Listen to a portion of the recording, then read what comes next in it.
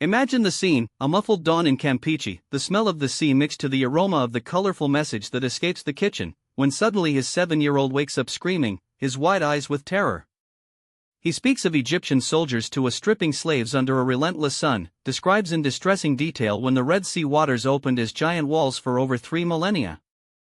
This is not the plot of a movie, it is the real story that shook a simple family from Mexico and challenged everything we know about memory, time, and the human soul.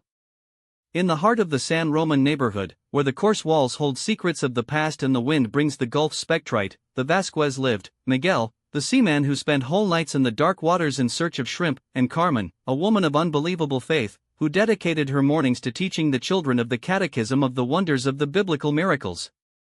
His life, though modest, was filled with Eliab's laughter, born on a hot March afternoon, when the seagulls announced the full tide and the future seemed as clear as the Campeche sky. In the early years, Eliab was like any child. He ran barefoot through the red-haired baldosas, chased crabs on the beach and played with paper boats that sailed in puddles. But there was something in his amber gaze, a depth that did not match his young age. It was as if those eyes had seen things that no child should know: distant battles, old pain, fears that transcended time. Carmen felt this, although he tried to push the restlessness with lulis and tight hugs. The nights when Eliab woke up crying, babbling words about whips, shouts and a sun that burned like iron, were attributed to children's nightmares. Miguel, when he returned from the sea, found his wife by packing his son, while Alia's coffee warmed in the kitchen and the day was born slowly, as if nothing was out of the ordinary. Until August 15, 2024 arrived.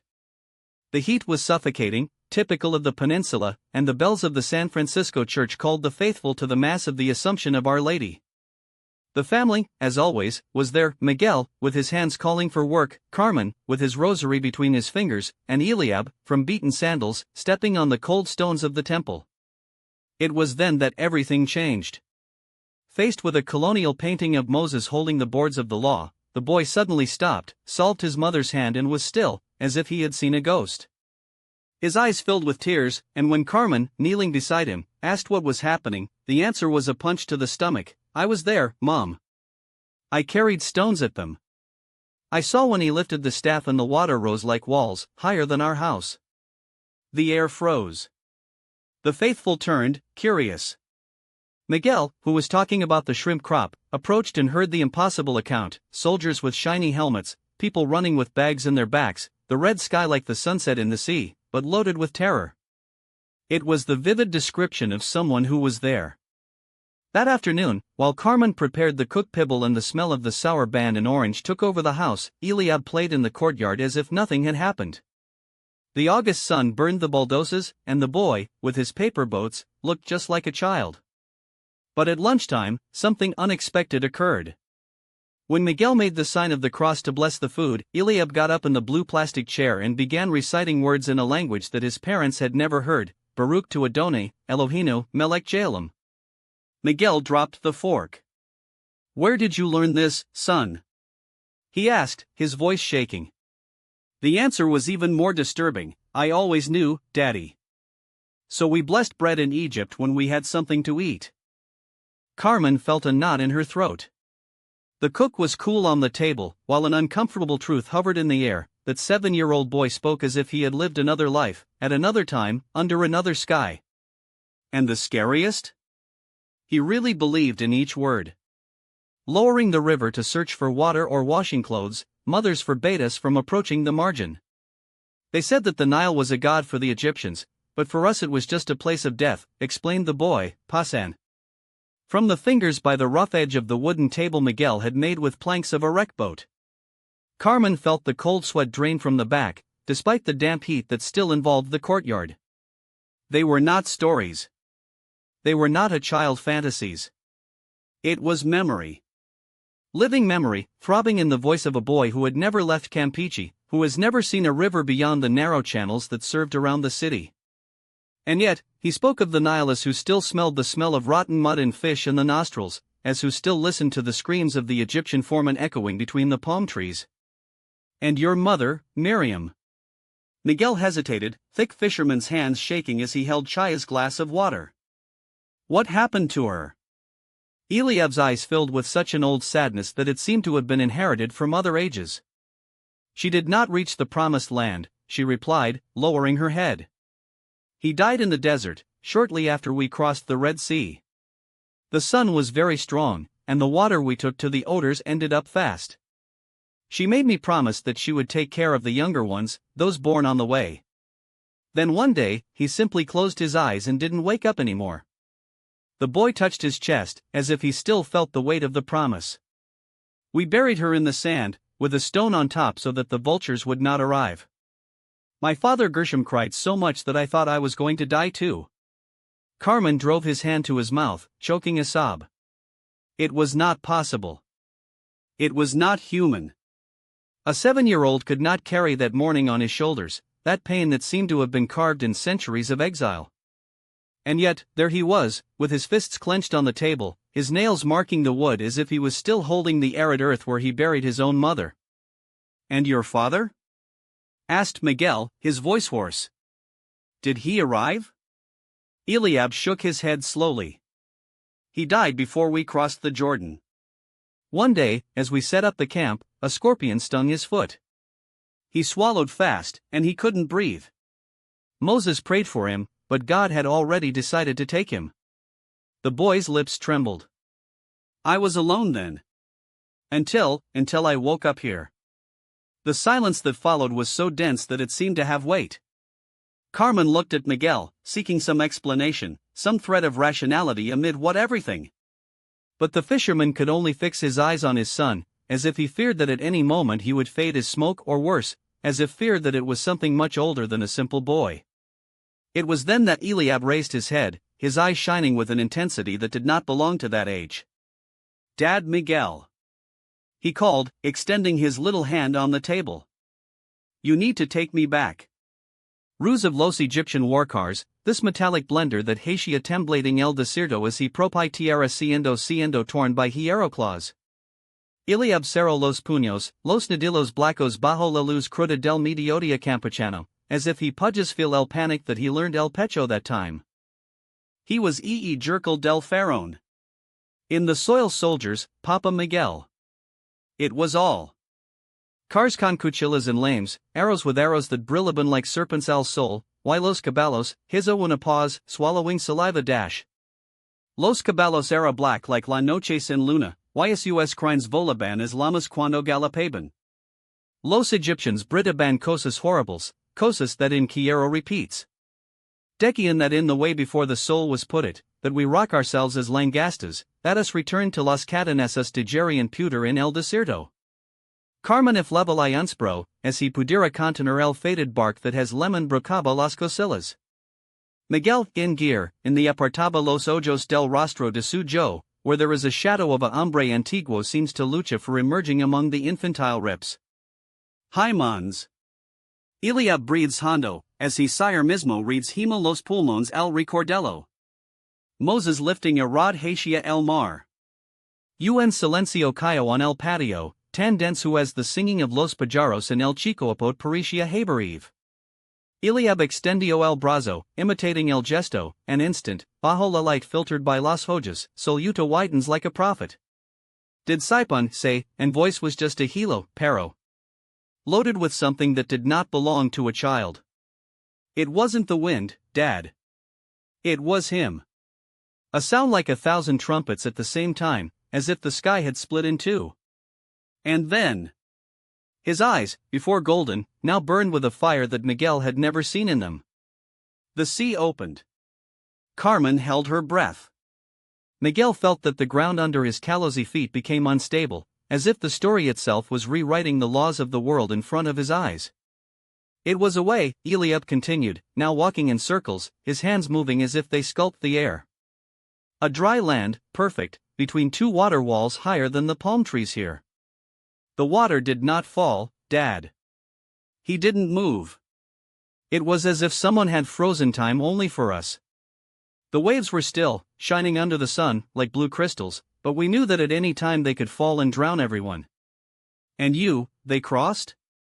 Asked Miguel, the hoarse voice, as if the words cost him blood. Eliab nodded, but his expression darkened. The first to enter were the bravest, those who were no longer afraid of anything. I saw my Uncle Aaron stepped on that dry floor with barefoot feet, as if tried if it was real. Then the women began to sing. They were not weeping, Mama Carmen. They were war chants.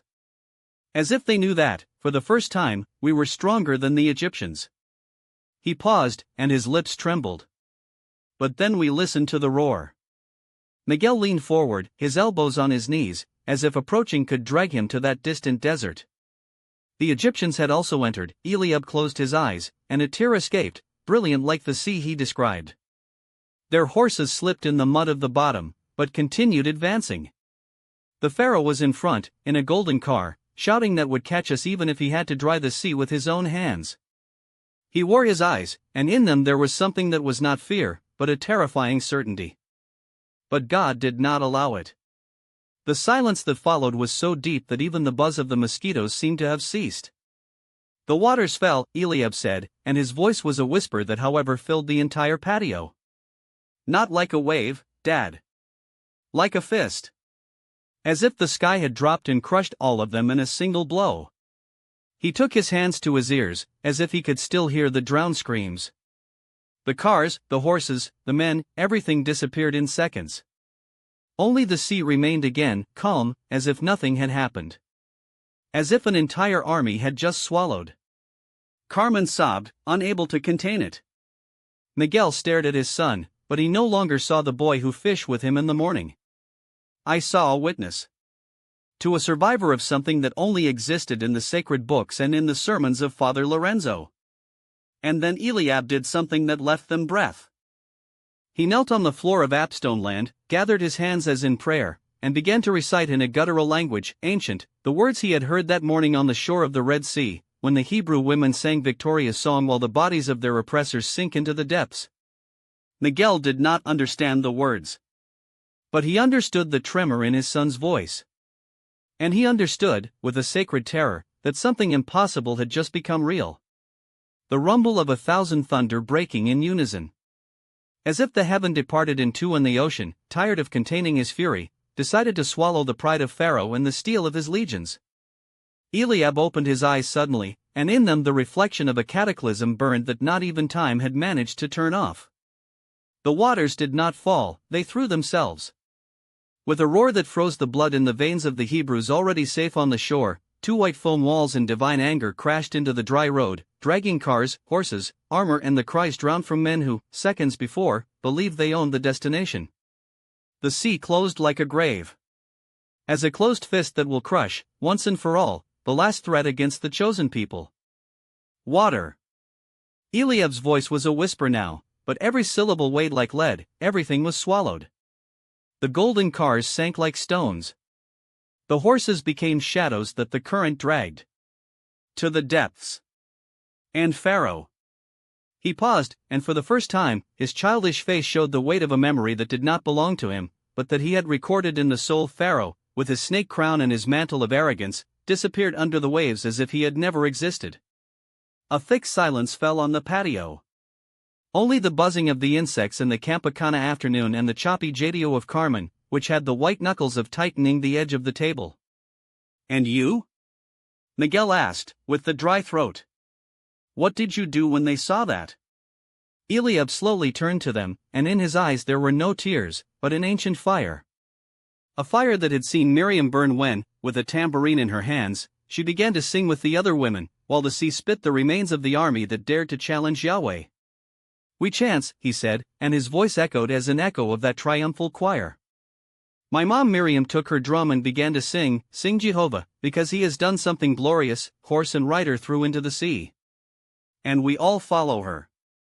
Even the children. To the elderly who could no longer walk, but who hit the ground with their canes to the rhythm of victory. Because that night, Dad Miguel, we learned what it was to be free. He stayed still, with his arms still extended as if he embraced the memory of that game, on that road of dry earth that had taken them from terror to the promise.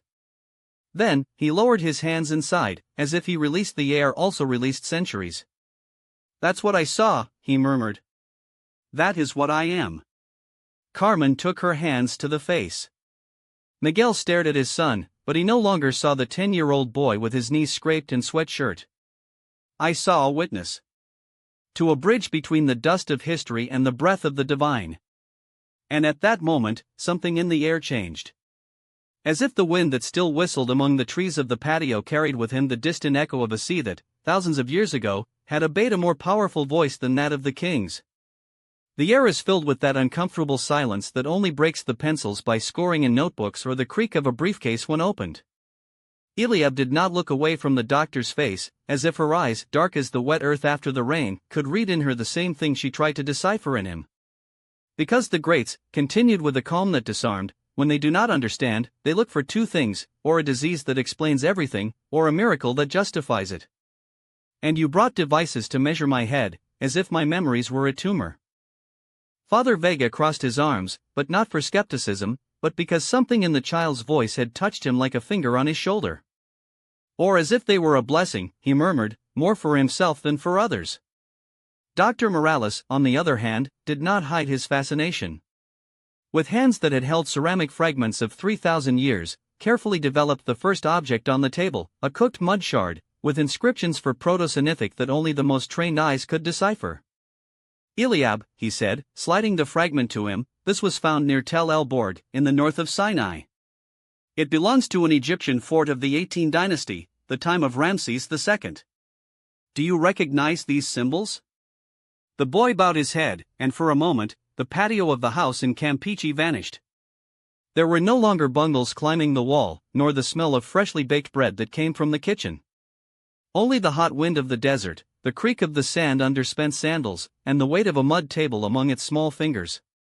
It is a tax record, he responded at last. The Egyptians used it to tell the grain they stole from the Hebrews. That symbol there, he pointed to a thin finger, is the hieroglyph for wheat load. He wrote it was in a hurry, stained the ink in the corner. Dr. Castillo dropped her pen.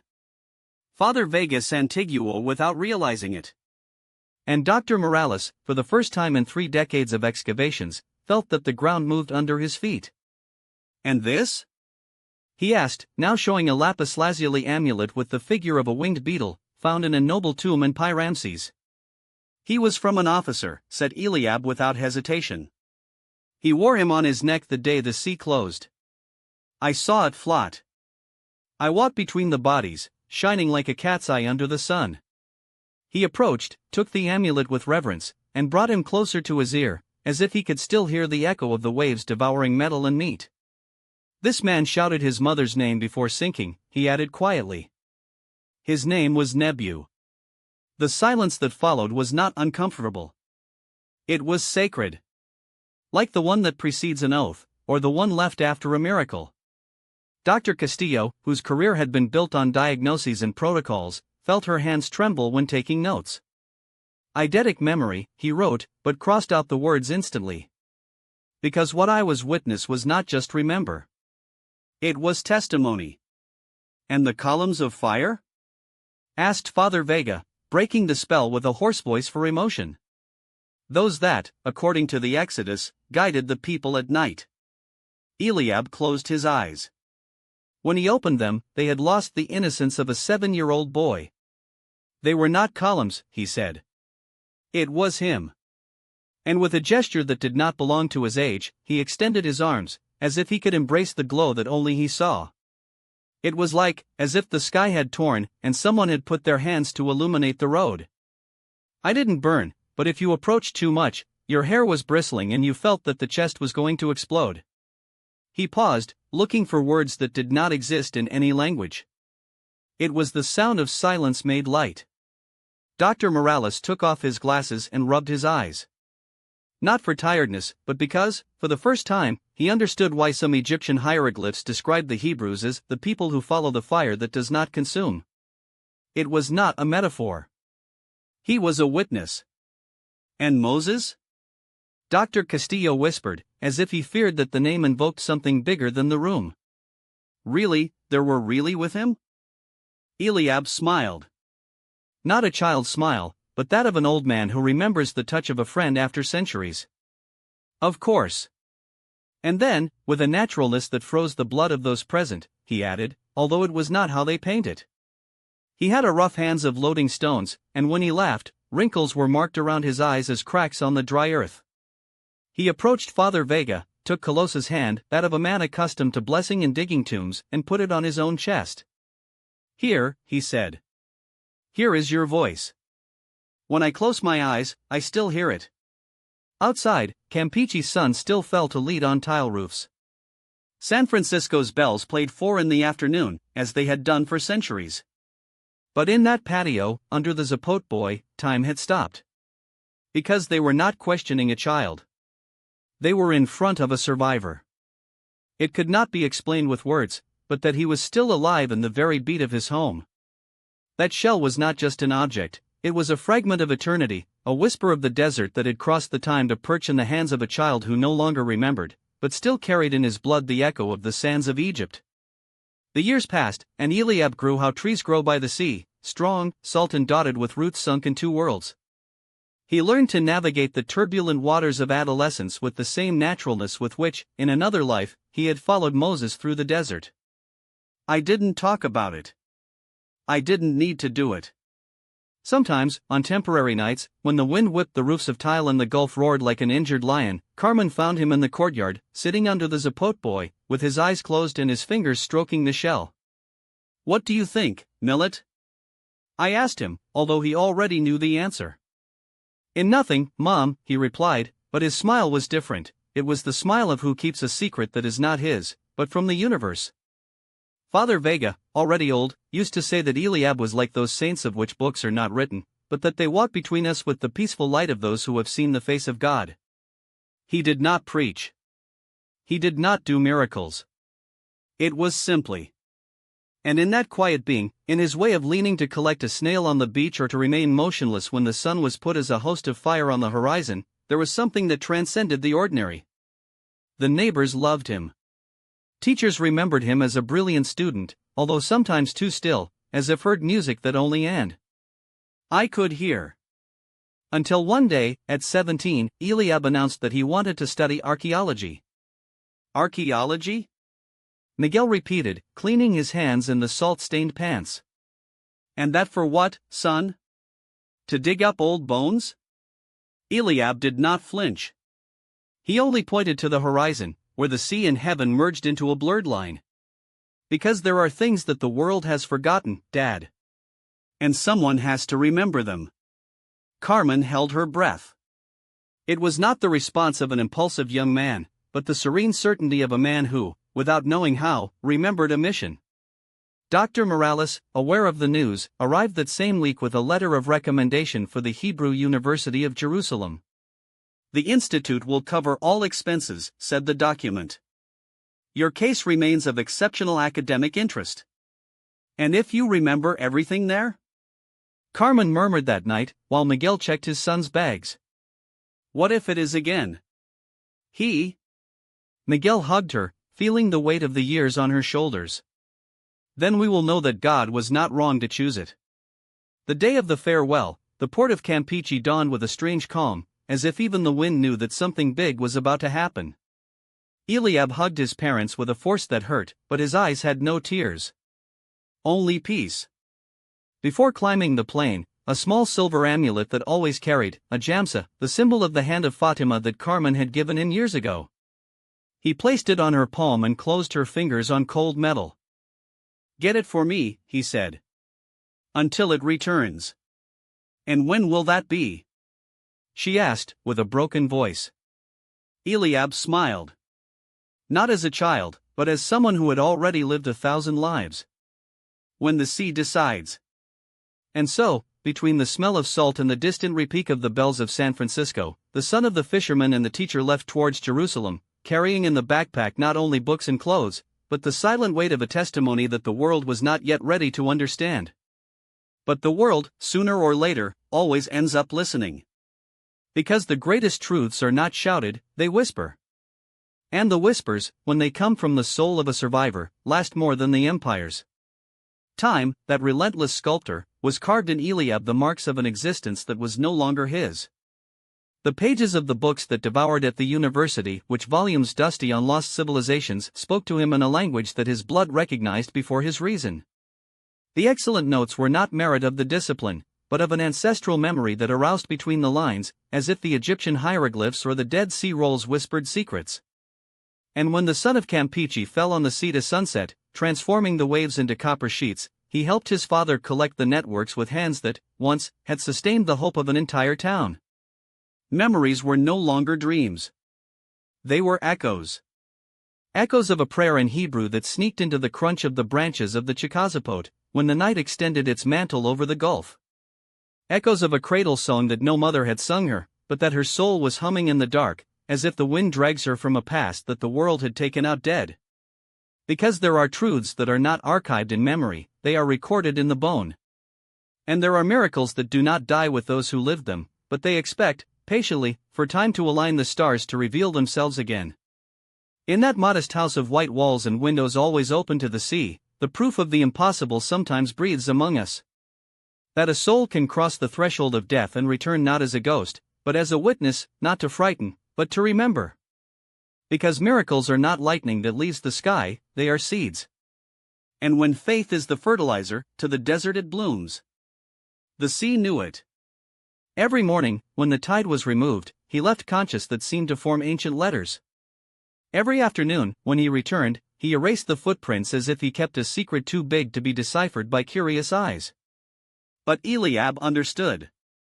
He was the answer to a question that the universe had been asked in silence. What happens when the story needs a witness that no longer exists? The answer was in your hands, in the calm form. Or tied the knots of the networks with a precision that he had not learned, in the dreams where he walked through cobbled streets that no map recorded. He was in the way. When he closed his eyes, he could still smell the burned bread burning in the ovens of a ghetto that the fire had failed to consume at all. If this story resonated in some corner of your soul, it is because you carry the certainty that there is more. Beyond the visible, beyond the explainable. Share this story with those who need to remember that the borders between yesterday and today are thinner than we believe. And tell me, have you ever felt that a place was waiting for you, as if your heart had already been there before you were born? Maybe it's not a coincidence. Perhaps it is simply the whisper of a memory that has not yet found the words to name.